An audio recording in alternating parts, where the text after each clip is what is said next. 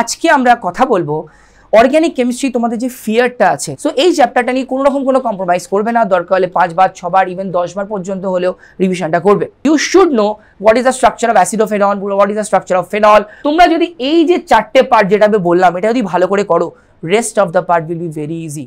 Hello students, welcome to Prepmate. আমি doctor আরজিডি, আর আজকে আমরা কথা বলবো অর্গানিক কেমিস্ট্রি তোমাদের যে ফিয়ারটা আছে, তোমরা ভয় পাও যে স্যার এই প্রবলেমটা সলভ হচ্ছে না, কিছু মাথায় ঢুকছে না, এত রিয়েজেন্ট এত রিয়াকশনস কী করে মনে রাখবো, সেই প্রবলেমসগুলোর সলিউশনস নিয়ে। সো ভিডিওটা এন্ড অবধি দেখবে। আর যদি তোমাদের অর্গানিক কেমিস্ট্রির আরও যদি কোনো প্রবলেমস রিলেটেড যদি কোনো কোয়েশ্চেন্স থাকে অবশ্যই কমেন্ট সেকশনে জানাবে। তো স্টার্ট করছি আজকের ভিডিও। তোমরা অনেকে কোয়েশ্চেন করেছো, অনেকে কমেন্টে জানিয়েছো এবং আমাকে স্টুডেন্টসরা পার্সোনালি অনেকে বলেছে যে স্যার রিয়েজেন্টস রিয়াক্টেন্স প্রচুর জিনিস আছে অর্গানিক কেমিস্ট্রিতে, আমরা কি করে মনে রাখবো, সিকোয়েন্সিয়ালি কী করে মনে রাখবো, প্রবলেমস কী করে সলভ করবো, স্যার কনভার্সনসগুলো ঠিক করে হচ্ছে না, এই জায়গাগুলো আমাদের একটু ভালো করে দেখা উচিত।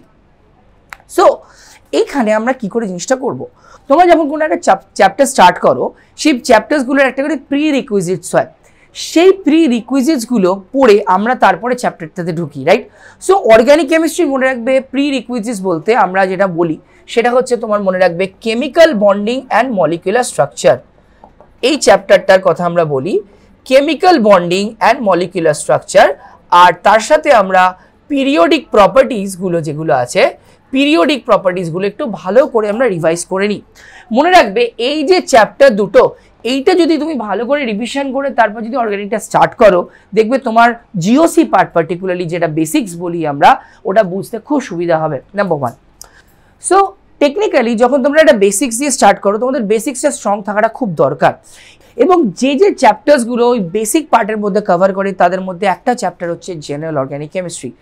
জেনারেল অর্গানিক কেমিস্ট্রি তোমাদের খুব ভালো করে রিভিশন করা উচিত, বিকজ মনে রাখবে এইটা হচ্ছে একটা কমপ্লিট ফাউন্ডেশন। সো এই চ্যাপ্টারটা নিয়ে কোনো রকম কোনো কম্প্রোমাইজ করবে না, দরকার হলে 5 বার 6 বার ইভেন 10 বার পর্যন্ত হলেও রিভিশনটা করবে। সো নাম্বার 2তে আমি জেনারেল অর্গানিক কেমিস্ট্রির মধ্যে রেফার করবো হচ্ছে আইইউপিএসি নমেনক্লেচার। আর যখন তোমরা আইইউপিএসি নমেনক্লেচারটা করবে, মেক শিওর করো যেন তোমরা টোটাল যতগুলো অর্গানিক কম্পাউন্ডস হয়, স্ট্যান্ডার্ড যে কোনো বইতেই পাওয়া যায়, তো যে যতগুলো অর্গানিক কম্পাউন্ডস হয় সেই অর্গানিক কম্পাউন্ডসের লিস্টটা তোমাদের কাছে যেন থাকে, এবং বারবার এটাকে একটু রিভাইজ করবে, বিকজ স্ট্রাকচার্স তোমায় কিন্তু জানতে হবে। তোমাকে যদি মলিকুলার ফর্মুলা দিয়ে কোনো প্রবলেম দেয়, তুমি বলতে পারো না যে তুমি তার স্ট্রাকচার জানো না, তোমাকে স্ট্রাকচার জানতে হবে।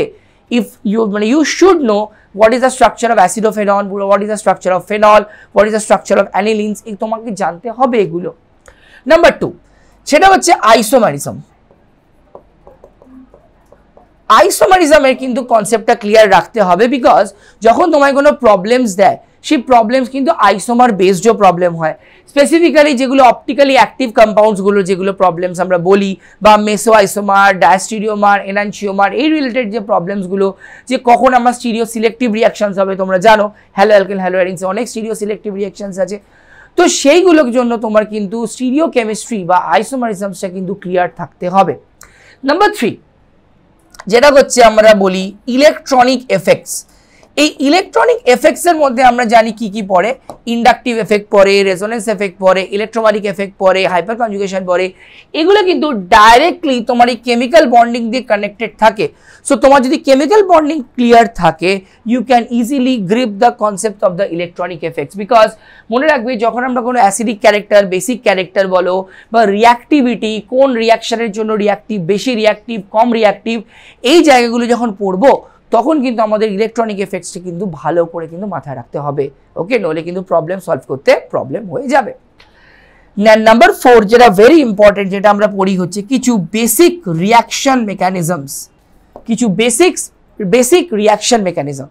বেসিক রিয়াকশন মেকানিজমের মধ্যে আমরা কি কি পড়ি, আমাদের মধ্যে পড়ে হচ্ছে তোমাদের সাবস্টিটিউশন পড়ে, তারপরে অ্যাডিশন পড়ে এলিমিনেশন পড়ে, রিঅ্যারেঞ্জমেন্ট কিন্তু কম্বিনেশন অফ দ্য রিয়াকশনস। তো এই যে 3টে রিয়াকশন মেকানিজম খুব ভালো করে কিন্তু মাথায় রাখতে হবে। দেখো তোমরা মনে হচ্ছে স্যার একটু হেভি হয়ে যাচ্ছে, তোমরা যদি এই যে 4টে পার্ট যেটা আমি বললাম এটা যদি ভালো করে করো, rest of the part will be very easy. আমি তোমাকে বলছি rest of the part will be very very easy. তোমাকে তো কিছু তো এই জায়গাটা তো মনে রাখতে তো হবে, তাই না? তো এই জায়গাগুলো ভালো করে করো, rest of the part trust me it will be very easy. এই যে তিনটে রিয়াকশন মেকানিজম আমরা পড়লাম, ডেফিনেটলি এটা তোমরা পড়বে, এক্সাম্পলস দিয়ে পড়বে, এবং যখন তুমি এক্সাম্পলসটা কভার করবে সেই মুহূর্তে দেখবে তোমার অলমোস্ট 60% তোমার রিয়াকশনস কভার হয়ে গেছে। তোমার যে কটা চ্যাপ্টার্স আছে তাদের মধ্যে টোটাল 60% অফ দ্য রিয়াকশনস কিন্তু কভার হয়ে গেছে, and that's a very good thing. না, এরপরে তোমার কি কাজ পড়ে রইলো? এরপর তোমার কাছে আরেকটা ছোট্ট কাজ পড়ে রইলো, দ্যাট ইজ, আমি খুব ভালো করে বলবো এই জায়গাটা, that is always make reagent list. এটা কিন্তু খুব ইম্পর্টেন্ট, ম্যাক্সিমাম স্টুডেন্টস এই জায়গাটাতে কিন্তু ল্যাক করে, কেউ কিন্তু রিএজেন্টের লিস্ট বানায় না, কোনটা অক্সিডাইজিং এজেন্ট, কোনটা রিডিউসিং এজেন্ট, কোনটা হাইড্রক্সিলেশন করছে, কোনটা তোমার হচ্ছে লেটসে বেস হিসেবে কাজ করছে, কোনটা আমার নিউক্লিওফাইল হিসেবে কাজ করছে, particular proper reaction wise reagent লিস্টটা থাকা খুব খুব দরকার। অ্যান্ড নাম্বার 3 হচ্ছে রিয়াকশন লিস্ট। এবারে এইখানে অনেকে না যেটা করে শুধুমাত্র নেম রিয়াকশনসগুলোকে প্রায়োরিটি দেয়, বাট না, আমি বলবো এখানে সব রিয়াকশনসকে প্রায়োরিটি দাও। এখানে এই দুটো তুমি যখন নিজের থেকে এনসিআরটি থেকে, তোমরা যে ইনস্টিটিউটে পড়ো সেই ইনস্টিটিউটের মডিউল থেকে, প্রেপমেটে যারা আছো প্রেপমেটের মডিউল থেকে যখন, এবং ডেফিনেটলি আমাদের ক্লাস নোটস থেকে যখন বানাবে, অটোমেটিক্যালি দেখবে তোমার কিন্তু রিভিশন কিন্তু হয়ে যাবে, ভালো মতো কিন্তু তোমার রিভিশন কিন্তু হয়ে যাবে, অটোমেটিক রিভিশন হয়ে যাবে। আর যেটা আরেকটা যেটা খুব ইম্পর্টেন্ট পয়েন্ট, যেটা হচ্ছে কি, তোমাকে যেটা করতে হবে that is basically mind maps, that is basically mind maps. এবার দেখো, আমি একটা জিনিস স্টুডেন্টসদেরকে সবসময় বলি, মাইন্ড ম্যাপস কিন্তু কোথা থেকে কিন্তু নেবে না। তোমরা এই দুটো যখন রিভিশনটা করলে, রিভিশনটা করার পর মাইন্ড ম্যাপসগুলো নিজেরা কনস্ট্রাক্ট করার চেষ্টা করো without the help of your textbook. Mind ম্যাপসগুলো নিজেরা কনস্ট্রাক্ট করার চেষ্টা করো। কি করে করবে? ধরো তুমি এখানে একটা কোনো একটা, লেটসে আমি নিলাম হচ্ছে বেনজালডিহাইড নিলাম, আমি এখানে নিলাম হচ্ছে বেনজালডিহাইড নিলাম, তাহলে মাইন্ড ম্যাপস আমরা কি করে বানাবো?